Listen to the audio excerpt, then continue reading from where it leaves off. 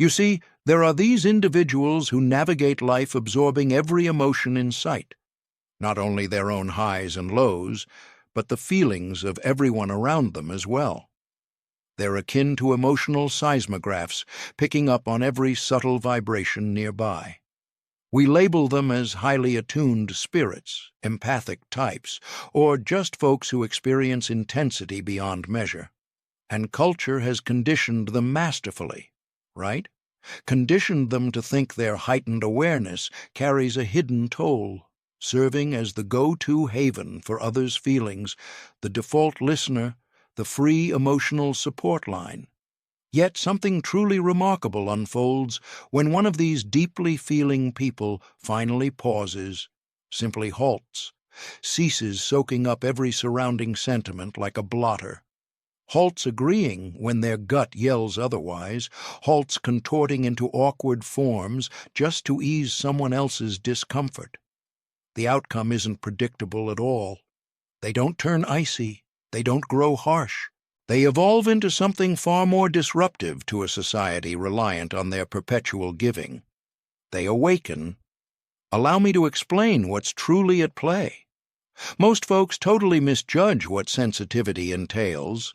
We view the empathetic individual as inherently gentle, inherently generous, inherently wired to nurture. But that's our big mistake. This capacity to sense it all didn't arise so these people could mop up the world's feelings forever. It emerged as a protective strategy. Picture this. If your upbringing demanded constant vigilance, scanning atmospheres ahead of time, predicting tempers before doors even opened, with your well-being tied to handling others' moods, you'd hone that acute perception not as a blessing, but as shielding. The perceptive kid who detected threats in a guardian's inflection, who felt the tension build in the home before chaos erupted. That kid endured by tuning finely into outsiders. Here's the catch. They got so skilled at interpreting others that they overlooked tuning into their own signals.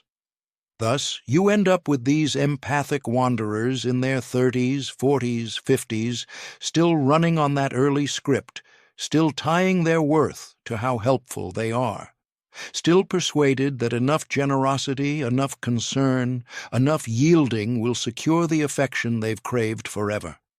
What an elaborate deception we've foisted on them. We've persuaded them their empathy is a treasure to dispense universally, non-stop, no matter the personal drain. We've preached that limits are egocentric, that refusal is rude, that self-preservation somehow undermines their essence. But observe what occurs when one of these empathic hearts reaches their breaking point, and they all reach it someday. It might strike after decades of pouring out until they're empty, maybe after yet another exploitation of their goodwill, or perhaps on a mundane Tuesday evening, alone, when it dawns that no one's inquired about their true state lately. In that instant, a shift begins, not always flashy, often just a subtle notion, a basic query that upends it all. Suppose I quit. Suppose I quit mending others? Suppose I quit taking on all that suffering? Suppose I quit staying on call for every drama, genuine or contrived? Within that inquiry lies a certain dread, doesn't it? Since the empath has woven their sense of self around indispensability, they can't imagine existence without a soul to aid, a heart to soothe, a situation to mend. Their existence has revolved around this function. Contemplating abandonment feels like leaping into nothingness. But here's the reality when they venture into that void. They find it's no void whatsoever. It's freedom, expansive, freeing expanse. Room to inhale deeply, room to ponder their private ideas, room to process their personal sentiments without external feelings overwhelming them. And within that expanse, clarity emerges on what was once obscured. Patterns reveal themselves. Those patterns shine brightly once you cease feeding into them.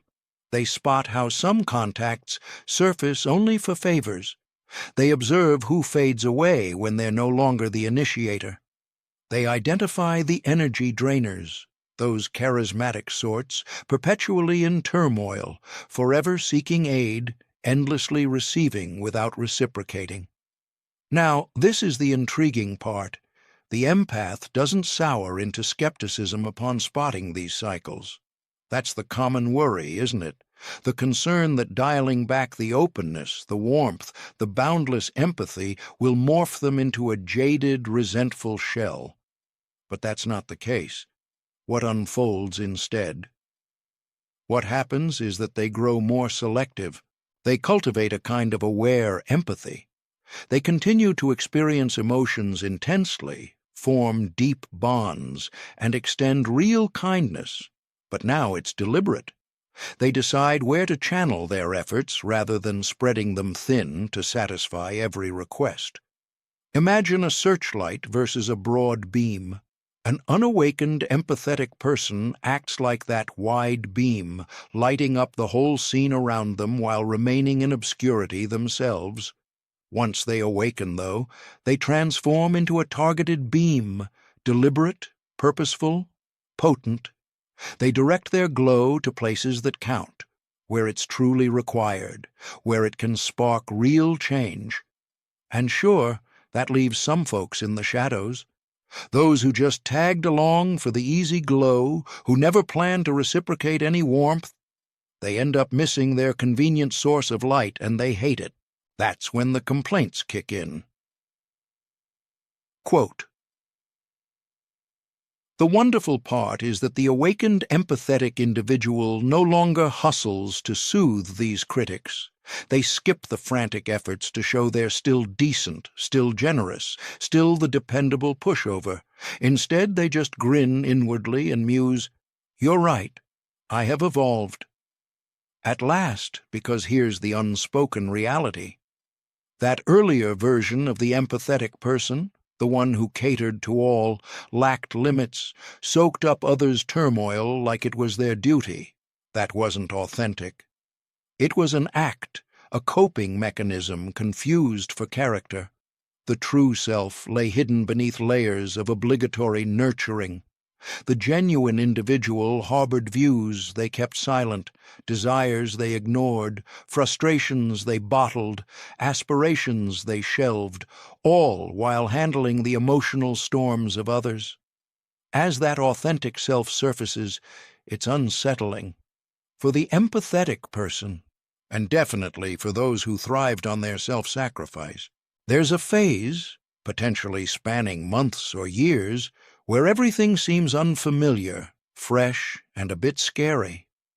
The empathetic one must pick up abilities they never honed, declining requests without a lengthy justification, letting someone down without crumbling under remorse, spotting attempts to lure them back into familiar ruts. Let's talk about remorse, since it's the main tool wielded against those awakening empaths. Right when they begin establishing limits, remorse hits predictably. Quote 2. The empathetic soul, who's devoted a lifetime to validating their worth, stings from that remorse like a sharp blade. But this is where true growth occurs. They must confront it head-on. They need to endure it without rushing to erase it by slipping into old habits. They pose the key question to themselves. Does this remorse signal I've truly erred, or is it merely the unease of reclaiming my existence? Usually, it's the second option. Remorse marks the final gasps of the outdated self. It's the fragment that adapted by staying helpful, indispensable, the fixer of all issues. And that fragment dreads irrelevance. Yet it has to fade, because an empathetic soul can't fully become themselves lugging others' emotional loads. They can't uncover their true essence behind the facade of constant appeaser. They can't tune into their inner guidance while boosting everyone else's priorities. Thus starts what I term the major filtering. Connections founded on the empathetic person's non-stop generosity begin to fracture. Some adapt. Those who truly value them, who view the empathetic soul as a complete individual instead of a well to draw from, they'll shift. They'll honor the limits. They'll welcome the shifts. They may even get motivated to examine their own behaviors. But others fight it. They'll resist the mere idea of the old free-for-all. They'll deploy remorse, rage, coercion, anything to restore their support network.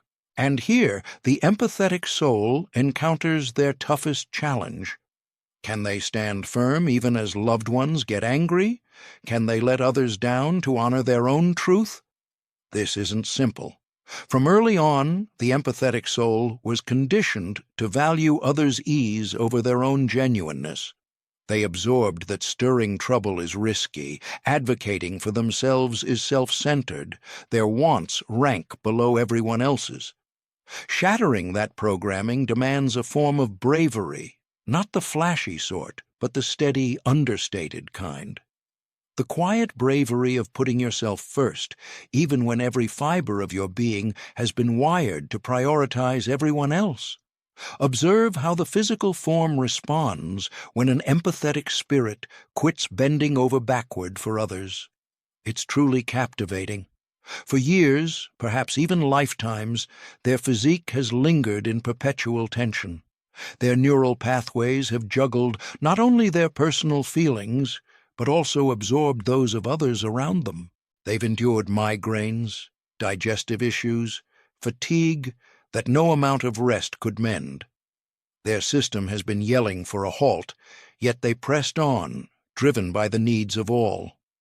But once they pause, once they begin uttering, quote 3, once they establish safeguards for their vitality, the frame starts to unwind. The ongoing strain eases up. Those inexplicable discomforts and twinges start to dissolve. Rest turns restorative.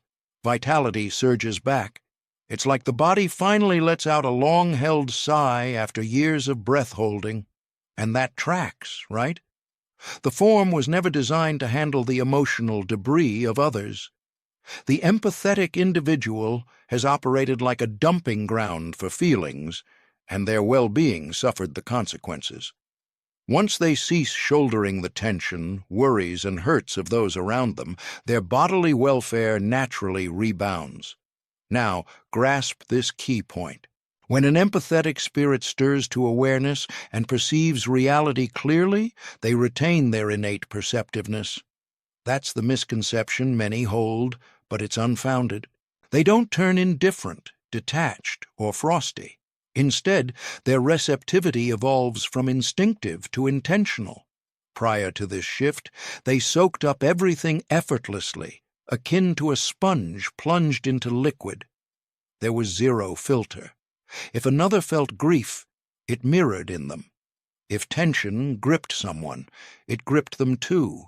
If rage flared, they shouldered the duty to soothe it. Yet post-awakening, a transformation occurs. They remain attuned to those vibes. Their intuition stays sharp, if not sharper. But a brief interval emerges between detection and immersion, a beat to ponder. Quote 4. They cultivate a kind of discerning barrier, flexible for ongoing bonds, yet resilient to preserve their core self. This deliberate receptivity turns into their greatest strength. They enter a space and swiftly gauge the atmosphere without being toppled by it. They hear out troubles with true understanding, yet exit unburdened by them. They form profound attachments without vanishing into them.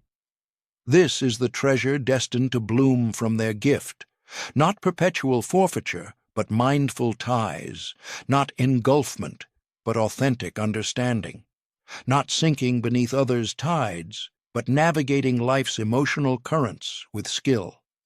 Let me share what unfolds in connections with others. When an empathetic spirit rouses, the change is striking. Those who drained them drift off organically. No dramatic clashes ensue. Often it's a subtle withdrawal, as the empathetic one withdraws from outdated patterns. The acquaintance who dialed only in emergencies quits reaching out once the rescue missions end. The relative craving endless solace seeks elsewhere when limits arise. The companion who leaned on them for all the feeling work either steps up or hunts for a new bearer. This drifting can sting like bereavement, and it sort of is. Yet it's the shedding of ties that weren't true bonds anyway. They were deals, pacts, where the empathetic provided boundless emotional fuel for scraps of closeness. As those pacts dissolve, room clears, and fresh faces enter that void. Folks who view the empathetic as a full individual, not a utility. Individuals who offer as freely as they receive. Those who honor limits rather than probe them. People who cherish the authentic self, not the rehearsed facade. These emerging bonds differ markedly. They carry a lightness, despite greater depth. Reduced turmoil, fewer upheavals, less wearying feeling navigation, greater flow, mutual exchange, authentic delight. The empathetic uncovers a revelation. Authentic bonds actually recharge rather than deplete. Real affection demands no self-erasure. Solid companionship involves shared nurturing, not one-sided tending. Now, let's delve into resentment, as that's where intrigue peaks. The rousing, empathetic spirit frequently unearths a vast reservoir of fury concealed beneath layers of forced amiability. Fury over exploitation, resentment toward being overlooked, bitterness for every instance they agreed against their instincts, wrath toward those who preyed on their goodwill, self-directed ire for permitting it all. This fury, it can catch you off guard. That gentle spirit has dedicated their entire existence to kindness, empathy, and endurance. They've buried their frustration so deeply that it slipped their mind entirely. Yet it lingered beneath, simmering quietly, seeping through as grudges, acrimony, and ongoing tension. When this frustration eventually emerges, the gentle spirit might freak out. They worry. Quote, 5. That's a false assumption, though. This frustration isn't reshaping them into a stranger. It's uncovering a hidden aspect that's been waiting for a chance to breathe. And when this frustration gets recognized and channeled properly, it turns out to be beneficial. It represents the side of them that recognizes their value, the side that rejects exploitation, the side that declares, quote, "Frustration isn't the foe here, it's a mentor. It pinpoints precisely where their limits got crossed. It supplies the drive to build fresh ones. It scorches the inauthentic persona and exposes the authentic one below." Still, the gentle spirit must master handling this frustration wisely, not by lashing out at every past offender, not by growing cynical and wary of all bonds with others. Instead, by treating frustration as insight, as motivation for growth, as the flame that reshapes them from constant accommodator to empowered individual. Here's a remarkable shift that unfolds as the gentle spirit recovers. As they start respecting their personal requirements and erecting solid limits, they frequently feel drawn to assist others in following suit. Yet their approach to support has transformed entirely. In the past, they assisted by handling everything themselves, by taking on others' burdens, by resolving their issues. That aid stemmed from obligation and entanglement. These days, they assist by creating room, by trusting in folks' power to tackle their own challenges, by offering insights from their experiences without aiming to rescue. They evolve into what you'd term an aware mentor instead of an obsessive savior. And this method truly aids people more than the previous one ever could. Rescuing just perpetuates their sense of powerlessness, but fostering belief in their problem-solving skills empowers them to uncover their inner resilience. The enlightened, gentle spirit grasps that the most valuable offering to others isn't performing tasks for them, but having faith in their ability to handle matters independently. Allow me to share what I term the journey back to one's core. Following that first realization, once limits are in place, once certain ties dissolve and others evolve, comes a phase where the gentle spirit must get comfortable with their own company, truly solitary, not isolated in sorrow, but embracing quiet aloneness, perhaps for the very first time.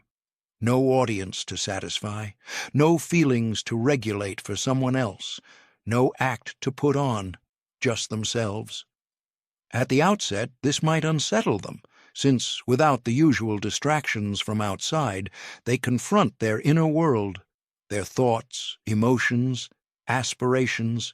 They must pose the inquiries they've dodged for years. What do I truly desire? What are my real views? Who am I apart from serving others? Such queries might seem daunting, as the gentle spirit has long shaped their identity around relationships, leaving their solo self a mystery. Yet this is where profound riches await.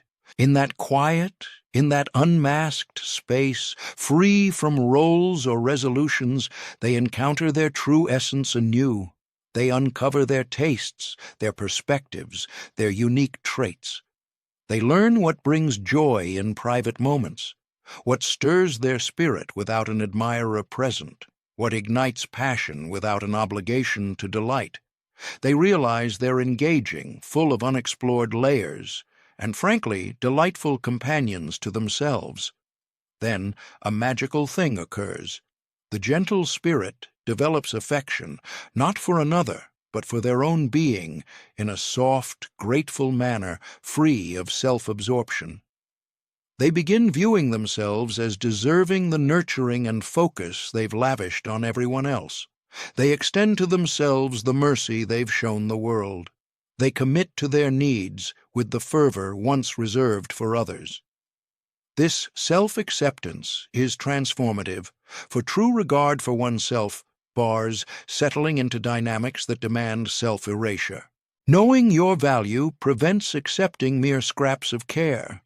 Experiencing the calm of self-solitude makes chaotic ties intolerable.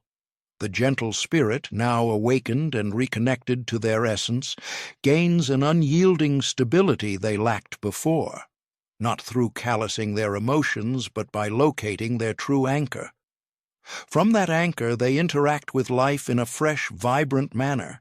They offer, they give from abundance instead of exhaustion. They inspire rather than compel. They love from completeness rather than desperation. They bond from genuineness rather than pretense. That's what I term sovereign empathy, the power to sense it all while staying true to who you are. The strength to care profoundly without sacrificing your core, the blessing of staying receptive yet protected, tender yet resilient. And here's the stunning contradiction. When the empathetic spirit quits striving to satisfy every soul, when they cease soaking up all the surrounding feelings, when they prioritize their own well-being at last, they end up far better at aiding others. Not worse, but stronger. For they're no longer aiding from pain, they're aiding from fullness. They're not saving folks to prove their worth, they're uplifting them because it truly stirs their heart. They're not solving issues to escape their own turmoil, they're imparting insights forged in their personal recovery. The enlightened, empathetic spirit transforms into a beacon of sorts. They root themselves firmly, beaming their glow consistently, lighting the way for those prepared to notice. Yet they won't pursue vessels lost in the mist. They won't forsake their station to haul in every floundering craft. They believe their unwavering beam suffices, that those destined to navigate toward it will arrive. This defines real service. Not self-destruction, but self-giving. Not drain, but enrichment. Not victimhood, but command. So, what unfolds when an empathetic spirit halts the endless quest to delight all and begins embracing reality? They don't diminish, they expand. More truly themselves, more deeply linked, more potently engaged, more vibrantly thriving. The authentic essence, long hidden beneath layers of crowd-pleasing, at last breaks free, and that essence proves extraordinary, not due to flawlessness or supreme wisdom or freedom from earthly trials, but because it's authentic, gloriously, chaotically, boldly authentic. In a realm brimming with facades and acts, that authenticity shines as the greatest treasure.